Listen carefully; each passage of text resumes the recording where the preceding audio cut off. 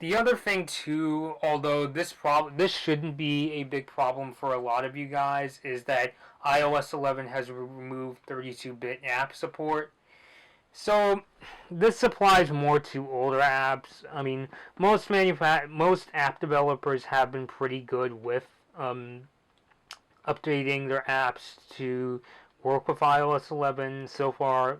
You know, the typical stuff like Facebook, Instagram, any other apps that come to mind? YouTube, they all run good. Facebook Messenger, I had a bit of a run in the other day, so I'm hoping Facebook developers will get on that and get their app ready for iOS 11. But for me, one of the apps I like to use was the spell check app, and this app you could actually misspell words and it will still find the word you're looking for. So if there's a big word that comes up and you don't know how to spell it, this app came in handy. But now, if you try accessing it in iOS 11, you just get a window that pops up saying this app needs to be updated. So this isn't too big of an annoyance since most developers have been pretty good with updating their apps, but it's still something you gotta keep in mind.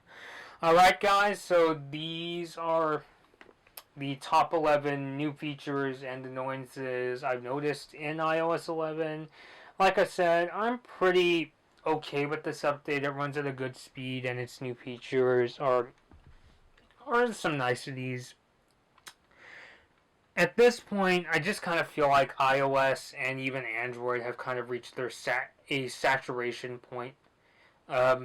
Any new features I'm sure will come. I mean, in my opinion, yes, Android is doing some pretty big things with how a lot of Android manufacturers like Samsung and LG are now going for bezel-less displays, which gimmicky, but I could see the benefit of having more of a screen to play with. And Apple is playing catch up, especially with the iPhone 10. But I kind of feel right now there isn't really much new, really big things to come out of either Android Oreo or iOS 11. But it's still a nice update to have, and hey, at the very least, an update usually means new security measures, so your devices will be much better protected.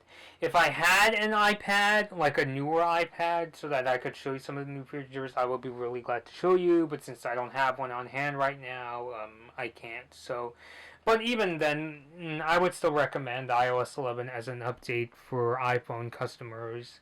And like I said, even some things like Control Center, even if that's the only new feature you're going to use, it's still nice to have. You just need to figure out how to get around it, that's all. But, alright guys, so please like or dislike this video, and please subscribe to Blood Moon Bobby, and thanks for watching.